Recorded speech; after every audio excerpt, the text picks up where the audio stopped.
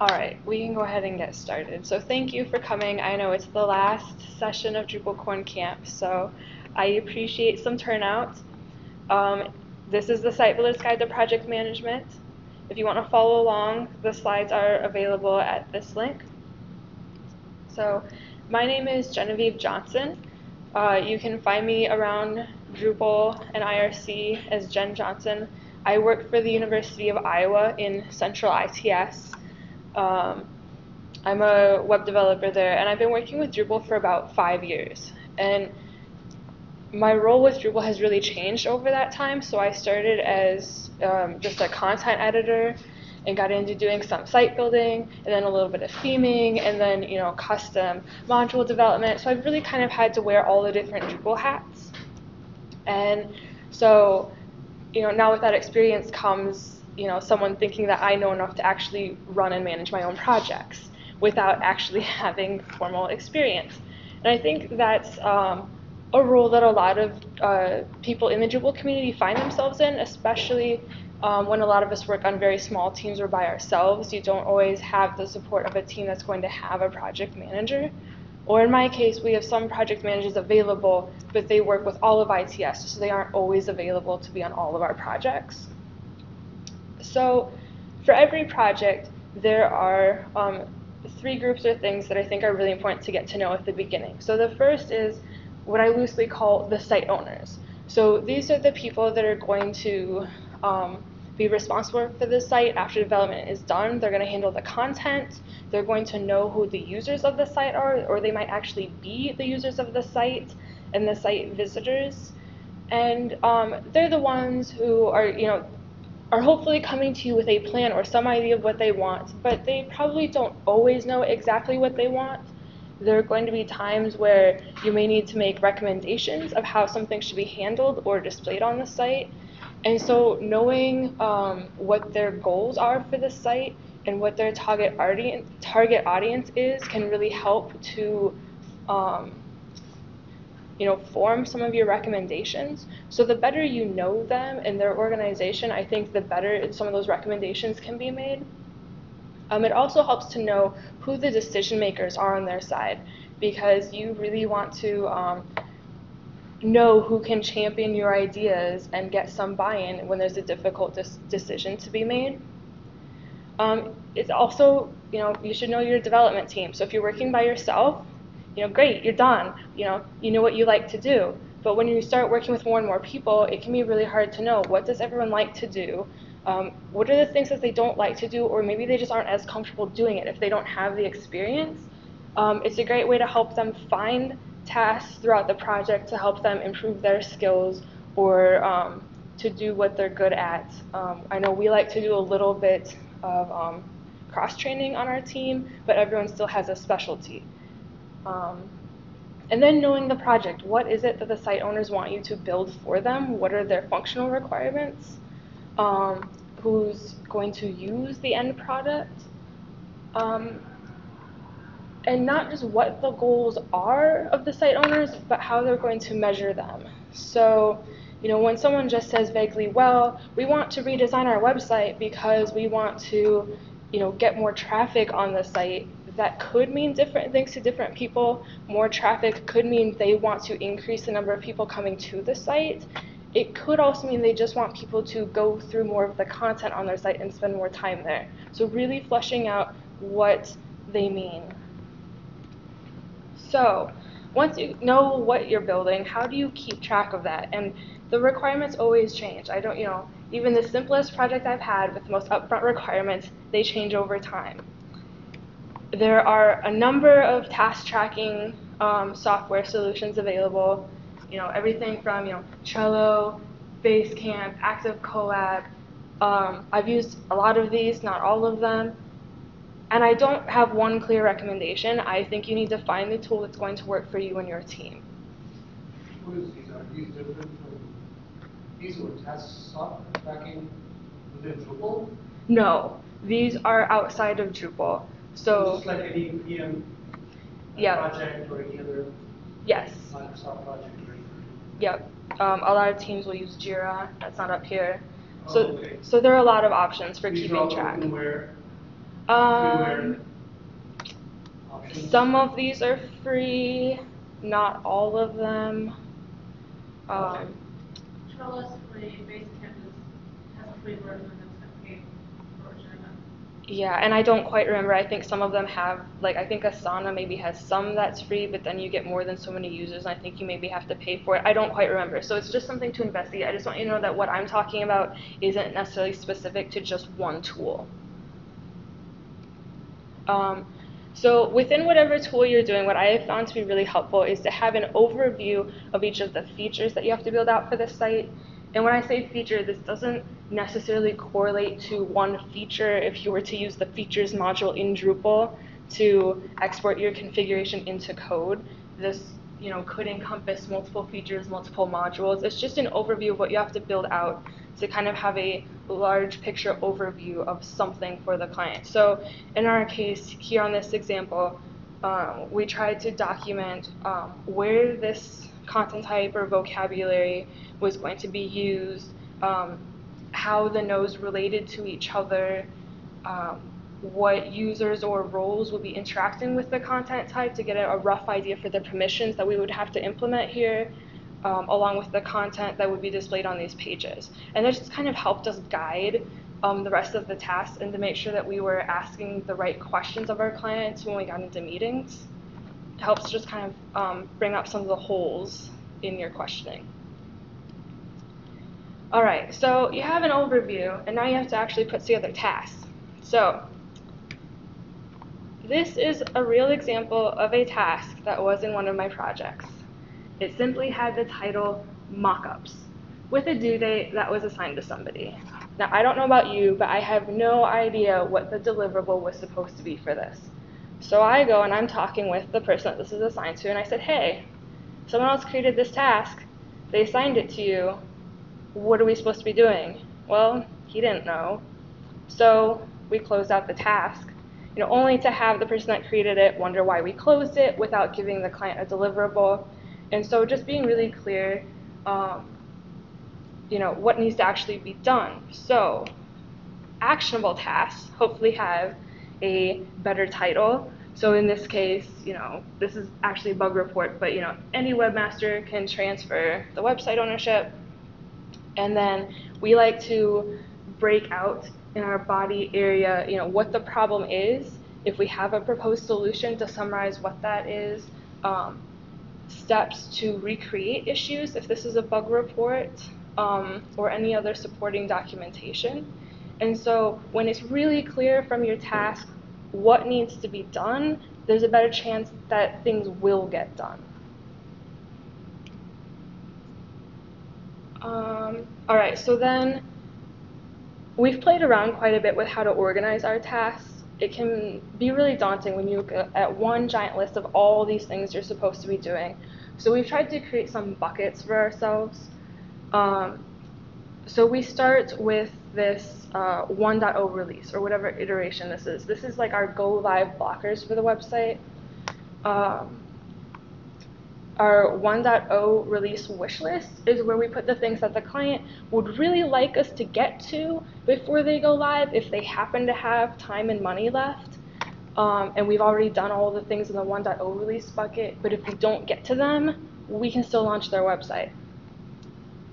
The go live bucket is where we put developer tasks that need to be done right before the site goes live. So for us, this is things like making sure that Google Analytics is configured on the website. If there are DNS changes that need to be done, we might have a task about that, so that sort of thing. And then future iterations is where we dump any other requests the client has. Something they want, they might want, they're kind of just thinking about, we document it there, that we could do in the future after their website has launched or we have finished that next round of work. And then there are a few you can kind of see that have little check boxes. So we worked in sprints on this project, and so for every 1 or 2 weeks, we would pull out from our 1.0 release the tasks that we were going to focus on for that time, and that just helped us have a clear focus of what we were doing, so it wasn't so overwhelming to go into the system and try to re-pick out every single time you were in there every day what you're supposed to be working on. So then this brings up the question of, okay, we've created our tasks, we've organized them, now who's doing what? I like to try and have members of the team pick what they think they can work on within our own sprints so that they're picking what they're more interested in or what they feel comfortable doing. But also only assigning a task to one person. So even if there might be 2 or 3 people working on it, we assign it to one so that they're our point person. When I have a question about the status of the issue, I can go talk to them, and they're ultimately responsible for getting it done. So they might delegate some of the work, but they are responsible for it. That just makes it clear that they are responsible, because if you have 3 people assigned to one task, and everyone thinks that someone else is doing it, nothing happens. So, multitasking absolutely kills productivity. And while it can't always be avoided, there are some ways to reduce the multitasking that happens. So like we can see from this graph that after you're working on 2 things or 2 projects at a time, your productivity just plummets, which isn't great for anybody. So like with my group, it's not uncommon that we're assigned to maybe 2 or 3 projects at the same time, but we do try to focus our work. Maybe 1 or 2 weeks we'll focus on project A, and then we'll take a break from that for the next week and focus on project B. So it reduces some of that context switching that you might have to do, and that's where you lose a lot of time. And sometimes you have to get even more granular than that, so it might be even just 1 day or even just a half a day that you devote to one project, but just still reducing all of those switches. We've also started using some other tools. We've been using Slack. Some groups use HipChat to do more of instant messaging-esque sort of communication, and it keeps us all from walking over to each other's desks all the time and interrupting each other. So a coworker can send me a message because it's on their mind, they want to know, but I don't have to respond right away. I can let it sit for a while I'm working on my task, so it keeps me focused. So that's also a great thing. So it's super important that everyone knows what should be done and how it should be done. And it's really easy to do talking about it and everyone thinks that they're on the same page, but really making sure that you're documenting somewhere, even at least loosely, what the procedures and expectations are can be really helpful. It just gives you something to point at when someone forgets, oh hey, how were we going to name all of our features on this project? What were those conventions? You can say, hey, we wrote that down. We had a meeting about it. Go, look at our notes from that. It also helps, like I told a coworker, hey, I want you to go build out a feature or a content type. And they went and they did some work, and they came back and they said, okay, I'm done. And I looked at it and I said, well, that's not at all what I was expecting them to do, but I didn't clearly define what building out a content type meant to me. So then they had to go back and do some more work. So, you can update things as needed. So, had I written it down, and then they came back and did work, and I realized, oh, I forgot something, you just go back and add it, and you build your documentation maybe over the course of a project. But, it just helps to have something there, and something that is accessible to everyone. And I like to have it as a document that anyone can edit if they want to. All right, we all spend a lot of time in meetings, and some are more productive than others. So what I have found to be helpful to have a productive meeting is to send the agenda to all of the attendees at least a day ahead of the meeting, if not more, especially if they're going to have deliverables to bring to the meeting. And in the agenda, I like to include not only what we're going to talk about, but the purpose of the meeting, the goals, and what we're hoping to have as the outcomes.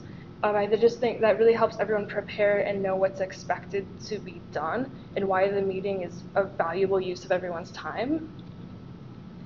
And it's really easy for everyone who's involved with a project to want to come to a meeting, especially if you're showing something off. The clients everyone in a whole department will want to come see it, which is, it's great that they're really excited, but when it comes time to making decisions, you really want to make sure that your decision makers are there, that they're prepared to make decisions, and that it's not going to, turn into this meeting where they're like, okay, well, that's great, but now let me take this back to my department and shop it around to 50 people to get feedback on the color of links. So making sure you have the right people in the room who are, ready to make decisions will keep everything moving. Focusing the scope of meetings. I've been to some where they're like, okay, great, we're starting a new project. Let's talk about everything, every single content type, every single, view, all the taxonomies, and it just gets really overwhelming. I don't know anyone who can focus for that long. So just covering the things that you expect to get done before your next meeting. So I like to do those maybe every 2 weeks or so. And then the real key is following up with a summary and what needs to be done to move the project forward.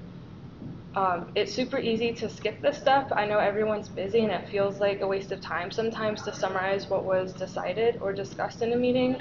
But it's also so easy to get bitten by this. I was in a meeting with a client who very clearly said, I want you to make me a theme that has a giant video that automatically plays in the background that fills the entire homepage. Okay, great. So went back to my desk, made a quick little theme that had a giant background video on the homepage, sent it off to him, and he's like, nope, I didn't ask for that at all, don't want it, not what I said.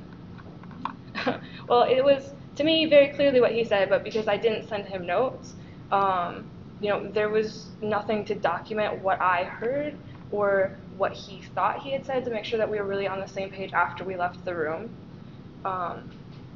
And then just including the next steps. It doesn't always have to be something super fancy, but even just a who is responsible for what before your next meeting so that you all kind of know what needs to get done to move forward.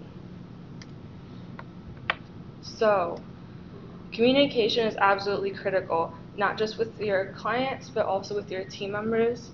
I like to check in often, but very briefly with everyone to just kind of see what they're up to and how things are going. If there's anything I can do, to help keep things moving if they've hit a blocker. So maybe once a day, sometimes it gets pushed back to as much as every other day. I'll just check in for about 3 minutes, and it's just a quick, okay, what have you been working on? What is done? Are you stuck on anything? And what are you planning to work on? And then also making sure that you really take time as a whole team to reflect on your processes and how things are going. I would love it if my team felt comfortable enough to tell me, hey, it would really help us if you would send us your agendas farther in advance so that we could, be prepared for meetings. Or, we really don't like to meet at 1 o'clock in the afternoon because we're all coming back from lunch and we're tired. Can we push the meetings back to 2 o'clock? So whatever you can do as a team to get some of that feedback and adjust over the course of a project instead of waiting until the end of the project, or even worse, never taking the time to talk about those things, that'll really help. And lastly, it's really easy to talk about all the things that have gone wrong, but don't forget to celebrate all the successes that you have over the course of a project. It's just super important to, any new thing you've done or exciting thing you've learned, keep up the morale. It's not always easy, so it's great to celebrate every little thing that you can. Right, so do you have any questions? Or anything you want to share? I would also be really interested. How do you go back and reflect the processes? Right now, we're not very good about doing that on any sort of regular basis. It is very hard, and I think it's uncomfortable. A lot of teams will do it at the end of, when they time box their work into these sprints, they'll meet at the end of every sprint to do that reflection, and I think that would be great timing. Do you do this? I'm curious how it goes. Not as much. Not as much. Yeah. Because our challenge is mostly more, it's trying to figure out the strategic things, but then we get stuck in the tactical day-to-day. gotta get this released out in the next week. We gotta get this modules and development, this website for one of the agencies out in the next 4 weeks. So it's always like, go, go, go. It's hard to, when you're doing that, also sit back and. Right. You need that breather in between, I Right. think, to do all of that wrap up. It's so easy to just jump into the next project. Yeah, I agree. Yes. And I don't have a good answer for that. Yeah, A I good know. solution. You know, other than to just get it on the calendar. Yeah.